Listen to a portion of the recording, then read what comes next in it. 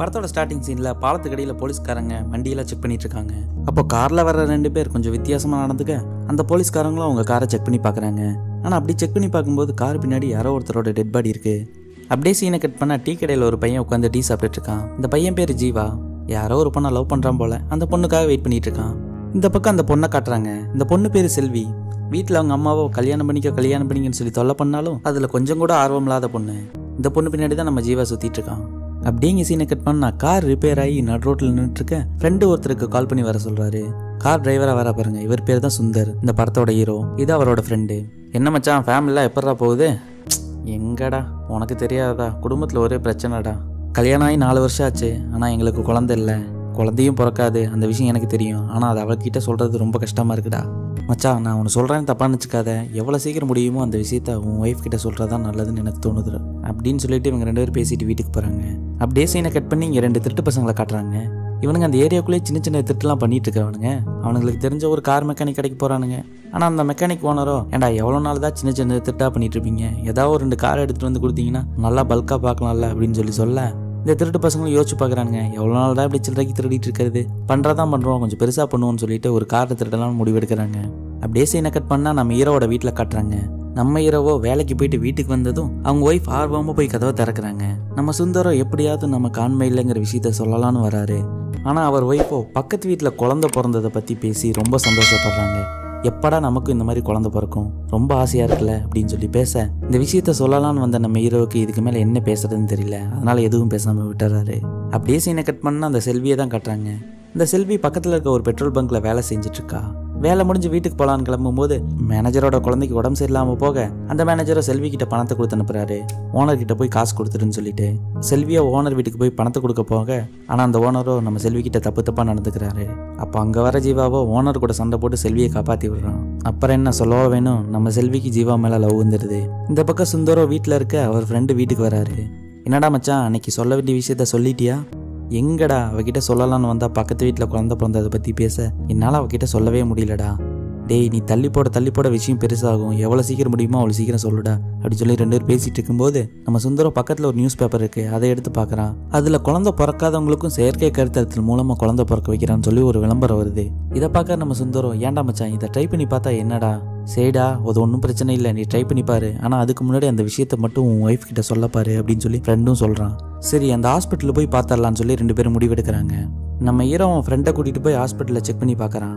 Check பண்ண டாக்டரும் food deficiency கம்மினால தான் உங்களுக்கு இந்த இஷ்யூ வந்திருக்கு, நான் சில மாத்திரை கொடுக்குறேன், அதை போய் சாப்பிடுங்க எல்லாம் சரியாயிடும்னு சொல்லிட்டு நம்ம ஹீரோவுக்கு சில மாத்திரைகள் கொடுத்து அனுப்பி வைக்கிறாரு.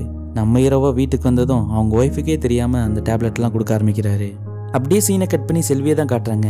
செல்விக்கு சடனாக வாந்தி வர அப்போதான் ஜீவாவோட கொஞ்சம் 1 மணி நேரம் இருந்த விஷயம்லாம் அவங்களுக்கு ஞாபகம் வருது. ஒருவேளை அதனால தான் வாந்தி வருதோன்னு சந்தேகப்பட்டுட்டு பக்கத்தில் இருக்க மெடிக்கல் ஷாப்புக்கு போகிறாங்க. போய் அங்கே ப்ரெக்னென்ட் கிட்ட வாங்கிட்டு வந்து செக் பண்ணி பார்த்தா அவங்களுக்கு ஒரு ஷாக்கு. என்னடானா நம்ம செல்வி ப்ரெக்னெண்ட்டாக இருக்காங்க. உடனே இதை ஜீவா கிட்ட சொல்லலாம்னு சொல்லி கால் பண்ணுறாங்க. ஆனால் ஜீவாவோட ஃபோனும் சுவிட்ச் ஆஃப்னு வருது.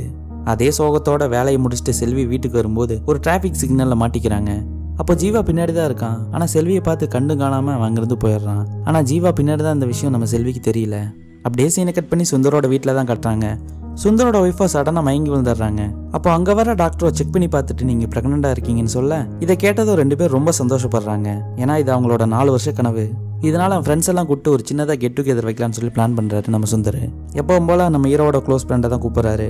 பார்ட்டிலாம் செம்மையாக என்ஜாய் பண்ணிட்டு இருக்க அதே சமயம் பார்ட்டி டைமில் சுந்தரோட ஒய்ஃபுக்கு ஒரு கால் வருது. அதில் பேசுகிற ஒரு குரல், உன் வயிற்றில் வளர்ற குழந்தை உன் புருஷனோடதே கிடையாது, இதை நீ நம்ப மாட்டேன்னு எனக்கு நல்லாவே தெரியும், உன்னோட வாட்ஸ்அப் நம்பருக்கு ஒரு வீடியோ அனுப்பியிருக்கேன், அதை பார்த்துட்டு எனக்கு கால் பண்ணு அப்படின்னு சொல்லிட்டு ஃபோனை கட் பண்ணிடுறான். சுந்தரோட ஒய்ஃபோ வீடியோவை செக் பண்ணி பார்க்குறாங்க. யாரோ 2 பேர் மாஸ்க் போட்டுட்டு வந்து இவங்க கிட்ட தப்பா நடந்துக்கிற மாதிரி தெரியுது. இந்த வீடியோவை பார்த்ததும் அவங்க ஹஸ்பண்ட் கிட்ட இதை பற்றி சொல்கிறாங்க. இதை கேட்குற நம்ம ஹீரோவுக்கு இப்போ தான் லைட்டாக சந்தேகம் வருது. இந்த ஹாஸ்பிட்டல் போயிட்டு வந்ததுன்னு தான் இப்படி நடக்குது, அந்த ஹாஸ்பிட்டலில் போய் விசாரிச்சோம்னா இதை பற்றி ஏதாவது தகவல் தெரியும்னு சொல்லிட்டு நம்ம ஹீரோ அங்கே ஹாஸ்பிட்டலில் போய் செக் பண்ணி பார்க்குறான். ஆனால் அப்படி போய் செக் பண்ணி பார்க்கும்போது தான் அவனுக்கு ஒரு ஷாக்கு, அங்கேருந்து ஹாஸ்பிட்டலையே காணும். ஆக இது ஏதோ ஒரு ஸ்கேம் அப்படிங்கிற விஷயம் நம்ம ஹீரோக்கு இப்போ தான் தெரிய வருது. அப்படியே சீனை கட் பண்ணி இங்கே செல்வியை தான் காட்டுறாங்க. செல்வி தயங்கி அவங்க அம்மா கிட்ட நடந்த விஷயத்தெல்லாம் சொல்ல ஆரம்பிக்க இதை கேட்குற அவங்க அம்மாவுக்கு ஒரு ஷாக்கு. ஒத்த பொண்ணுன்னு சொல்லி உன்னை பாசம் கொடுத்து வளர்த்தனேடி, ஆனால் நீ இப்படி பண்ணிட்டியே, ஊருக்கு தெரிஞ்சால் இது எவ்வளோ பெரிய அசிங்கம், உங்கள் அப்பாவுக்குலாம் தெரிஞ்சால் அந்த மனுஷன் என்ன சொல்ல போகிறாரோ அப்படின்னு இவங்க பேசிகிட்டு இருக்கும்போதே டிவி ஓடிட்டுருக்கு. அதில் பார்த்தா ஜீவா இறந்துட்டான்னு சொல்லி ஒரு போஸ்டர் வருது. இதை கேட்டு அவங்க அம்மா இன்னும் தலையை அடிச்சுக்கிறாங்க.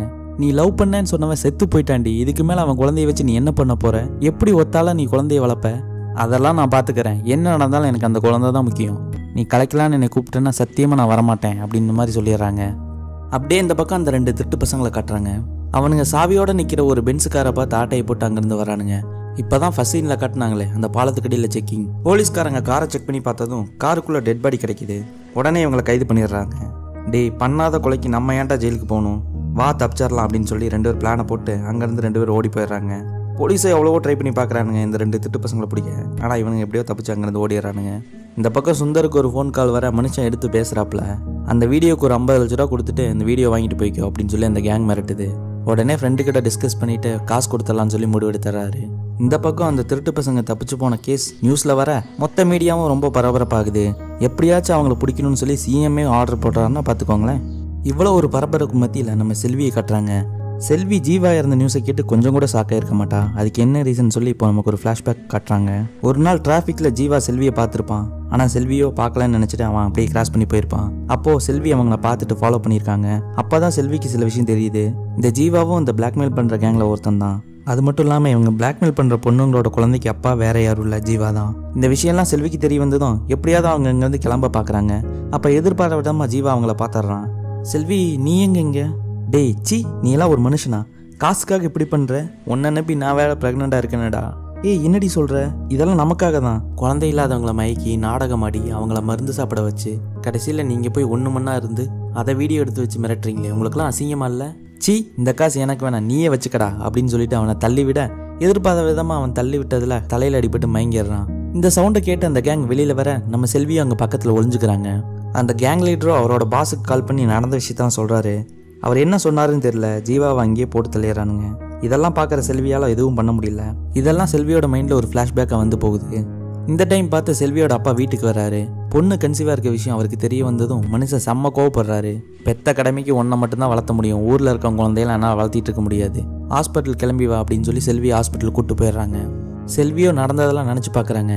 இதுக்கு மேலே இந்த குழந்தை வேணாம் அப்படின்னு முடிவெடுத்தவங்க அந்த குழந்தைய அபார்ட் பண்ணிடுறாங்க. இந்த பக்கம் அந்த போலீஸ்காரங்களும் அந்த திருடனை எப்படியாவது பிடிக்கணுங்கிறதுக்காக தீவிரமாக தேட ஆரம்பிக்கிறாங்க. இறந்து போன ஜீவாவை பற்றி விசாரிக்கிறதுக்காக போலீஸ்காரங்க அவங்க அப்பாவை பார்க்க போகிறாங்க. பையன் இறந்து போன சோகம் தாங்க முடியாமல் அவங்க அப்பா டெய்லியும் பார்லேயே குடிச்சிட்டு விழுந்து கிடக்கிறதாக போலீஸ்க்கு ஒரு தகவல் கிடைக்குது. சரின்னு சொல்லி அந்த பாருக்கு செக் பண்ண போகிறாங்க. அங்கே போய் பார்த்தா இந்த 2 திருட்டு பசங்களும் அந்த பாரில் தான் தண்ணி அடிச்சிட்டு இருக்காங்க. உடனே போலீஸ்காரங்க அவங்களை கைது பண்ணிடுறாங்க. இந்த பக்கம் சுந்தரோட ஒய்ஃபுக்கு கால் பண்ணுற அந்த கேங் பணத்தை எடுத்துட்டு நீ மட்டும் தனியாக வரணும்னு சொல்கிறாங்க. இதனால் அவங்க மட்டும் தனியாக போயிட்டுருக்காங்க. பட் என்னதான் இருந்தாலும் அவர் ஒய்ஃபை தனியாக அனுப்ப முடியாது. இதனால் சுந்தர் என்ன பண்ணுறாரு, அவர் ஃப்ரெண்டை கூட்டிகிட்டு அந்த காரை ஃபாலோ பண்ணி போயிட்டுருக்காரு. ஆனால் அந்த கேங்கோ இந்த சுந்தரோட ஒய்ஃபை ஃபாலோ பண்ணுறதுக்காக ஒரு ஆளை செட் பண்ணுறாங்க. இவர் யாருன்னு தெரியுதா? இவர் தான் அந்த டாக்டரு, நம்ம சுந்தருக்கு கூட மருந்து வேலை கொடுத்துருப்பாரு அவர் தான். இவரும் அந்த கேங்கில் ஒருத்தர் போல. இந்த டாக்டர் இவங்களை ஃபாலோ பண்ணிட்டு போயிட்டு இருக்கிறத அந்த திருட்டு பசங்க பார்த்து கத்துறாங்க. சார், நாங்கள் அந்த கொலையை பண்ணலை சார், அங்கே போகிறான் பாருங்க அந்த காரோட முதலாளி, அவனை பிடிச்சி விசாரிச்சிங்கன்னா எல்லா விஷயமும் தெரிய வரும் அப்படின்னு சொல்ல அந்த இன்ஸ்பெக்டரும் இந்த டாக்டர் முன்னாடி ஃபாலோ பண்ண ஆரம்பிக்கிறாரு.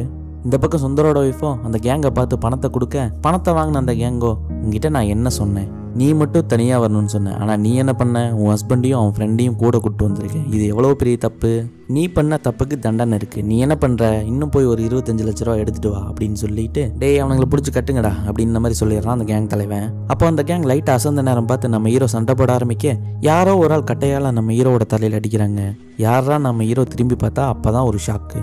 இவ்வளோ நேரம் நம்ம ஹீரோ கூட இருந்தானே அந்த ஃப்ரெண்டு, அவன் தான் கட்டையால் நம்ம ஹீரோ ஓங்கி அடிக்கிறான். எவ்வளோ நேரம் தான் நானும் நல்லவனாவே நடிக்கிறது அப்படின்னு சொல்லிட்டு கெத்தா ஒரு டைலாக் கூட வருவோம் பாருங்க. இந்த சீன் மாஸாக இருக்கும். இந்த கேங் லீடருக்கே ஒரு பாஸ் இருப்பானே, அந்த பாஸ் வேற யாரும் இல்லை, நம்ம ஹீரோவோட ஃப்ரெண்டு தான். டே, என்னோட ஃபுல் டைம் வேலையே இதுதான், அடுத்தவங்களை பிளாக்மெயில் பண்ணி சம்பாதிக்கிறது. எவ்வளோ ஒரு ஈஸியான வேலை இல்லை.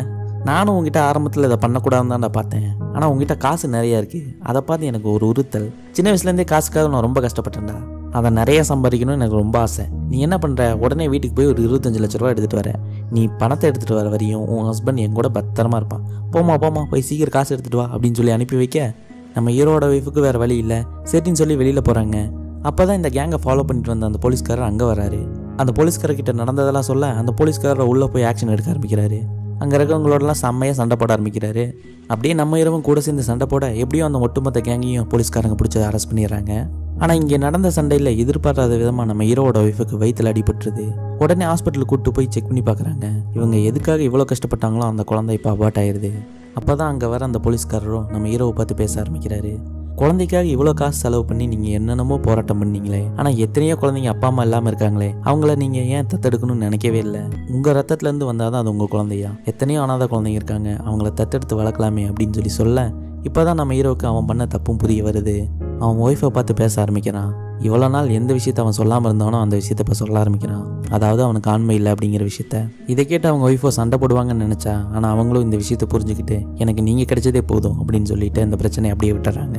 அப்படியே கொஞ்ச நாள் ஆகுது. நம்ம ஹீரோ அவன் ஒய்ஃபை கூட்டிகிட்டு ஒரு அனாதாசிரமத்துக்கு தான் வந்திருக்கான். நம்ம நினச்சது கரெக்டு தான். அவன் அங்கே வந்து ஒரு குழந்தையை தத்தெடுத்துக்கிறான். இப்படியே காட்டி இந்த படத்தை இங்கே முடிக்கிறாங்க. குழந்தை இல்லாத ஒரு பிரச்சனையை பார்க்குற இந்த சமூகம் ஏன் அப்பா அம்மா இல்லாமல் எத்தனையோ குழந்தைங்க ஆனாதான் இருக்காங்களே, அவங்கள தத்தெடுக்கலாம் அப்படிங்கிற விஷயம் சொல்கிறதே இல்லை அப்படிங்கிற ஒரு சின்ன கான்செப்டை வச்சு இந்த படத்தை எடுத்திருக்காங்க. படம் பார்க்க சூப்பராக இருக்குது. இந்த மாதிரி வித்தியாசமான கதையை பார்க்கணும் அப்படின்னா நம்ம சேனலை லைக் பண்ணிவிட்டு சப்போர்ட் பண்ணுங்கள். தேங்க்யூ.